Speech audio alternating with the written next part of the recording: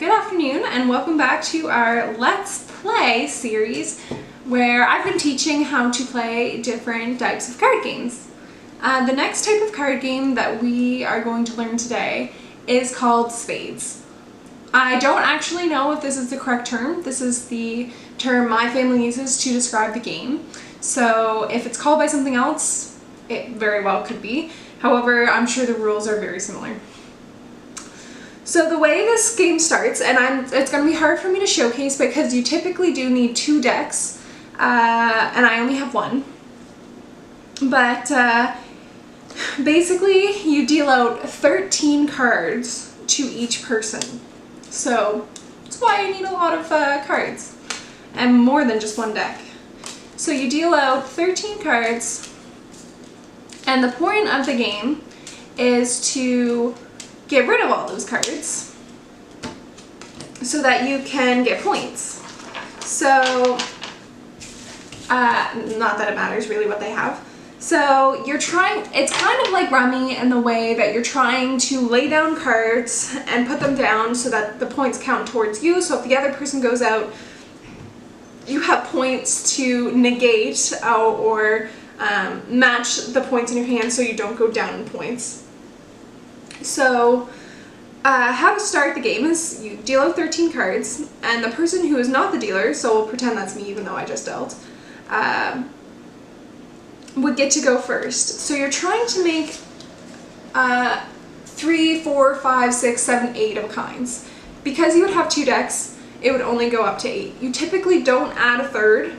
You would just, usually you only would play up to 4 people, and you would play in pairs. So you're both playing off what is laid down in front of your partner. So the only difference in the cards compared to Rummy is that 2s, so I ended up with 3 of them somehow in 1 deck, which means there's only 1 left. 2s are wild. So 2s can go with any other kind that you have.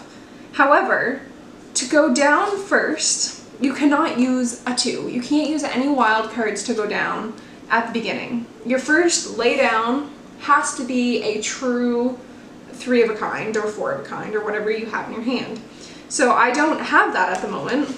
And typically when you get a lot of wild cards at the start, it is harder for you to make a match because you have less things that would match in your hand.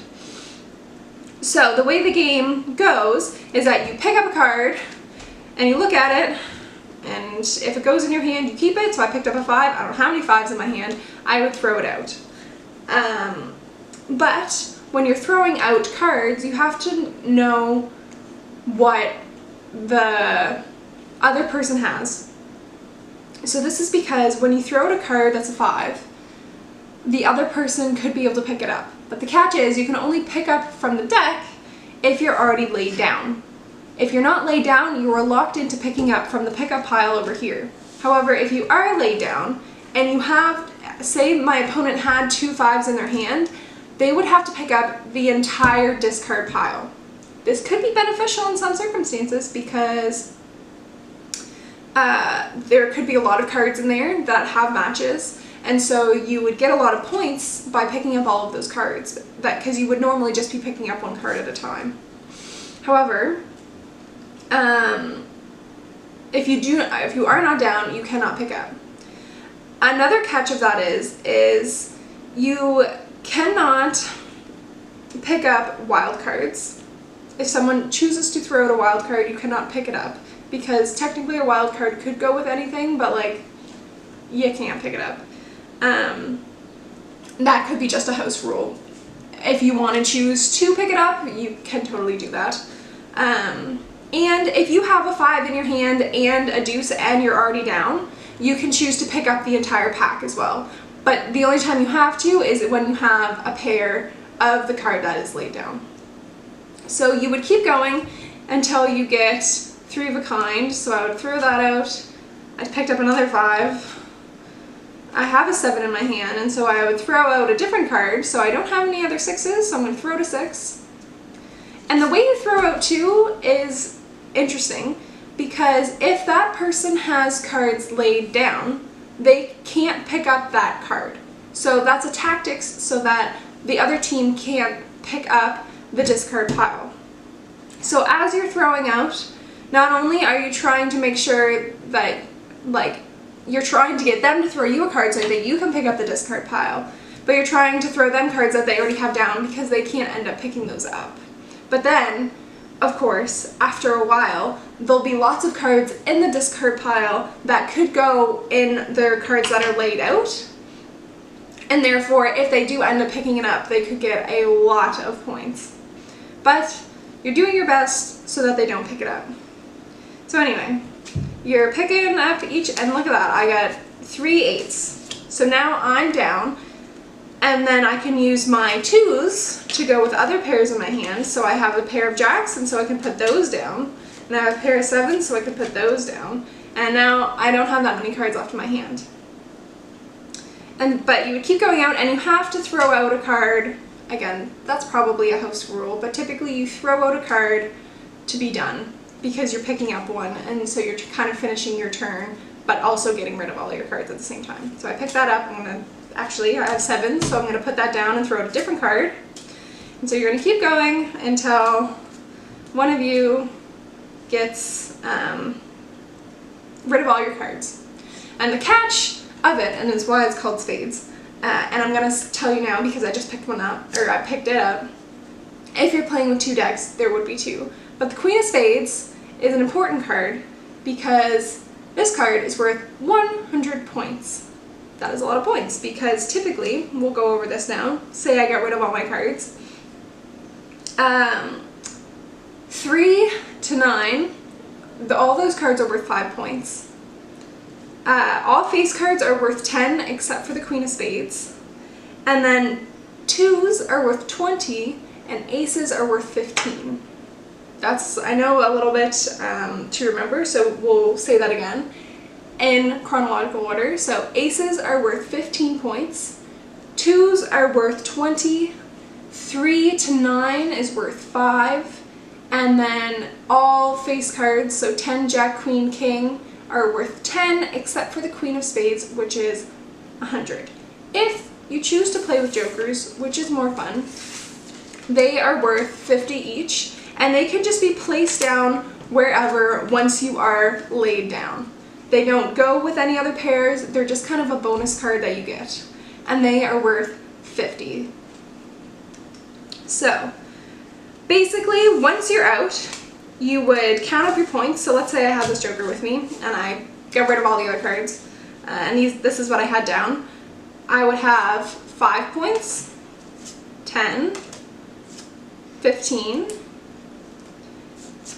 20, 25, 30, and I have 40 because that's a face card, 50, 60, and then 2s are worth 20, so now I'm at 80, and this is 100, and then I have 50, so I have 150 points. Now the other person, since technically I decided that I went out first, even though it was just a trial to show you what's going on, the other person would count the cards that they have laid down. So say they had 30 points laid down, they only got 2 sets of 3 of a kind. And then they have to count all of the points that are in their hand, and those are counted against them. So then you would take your 30 and you'd minus, let's say they had these cards, so you'd minus 70, and so technically they have negative 40 points now. And so you keep playing hands until you reach whatever points you want, if it's 1,000, or if you want to only go 10 rounds, or whatever you want to do. You just have to set it in the beginning if you want to have an end point so that someone does win at the end. Sometimes my family and I just play until we get bored or until it gets late, and then whoever's in the lead wins. Or sometimes people quit because it is really easy to get set back, and then you're like 1,000 points behind the other team, and it's really hard to win that back. However, it is possible depending on how many hands you play. The next little bit of information is playing with pairs.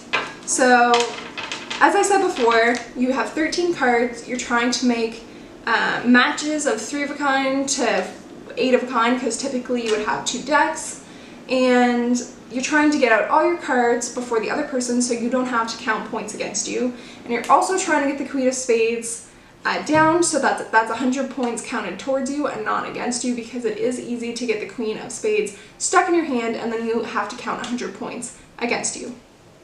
Playing with pairs is super easy.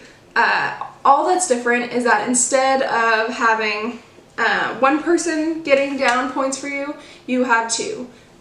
The only problem with that is if you get caught with cards in your hand, you now have 2 hands counting against you, and so the points kind of are doubled in a way. But it's easier because you can, like, once, say I played 3 8s and my partner played 3 7s and I had 7s in my hand, I could put down 7s that I had in my hand as well, because those technically are all of my cards too that are laid down, so I want to also be playing off of them. Kind of like in Rummy, where I explained that if the other person had, this is different because it was your opponent's team, but you could lay off on their cards. But instead of laying off on your opponents, you lay off on your own teams. And typically only one partner holds all of the cards that are down, so that it's kind of easier to see what is down for each team that is playing.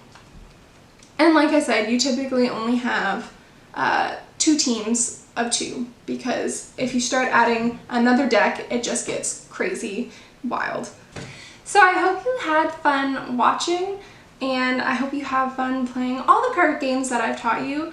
I might move on to other things this week or next week, but if you have more card games that you'd like to learn, I can certainly learn them myself and then teach them.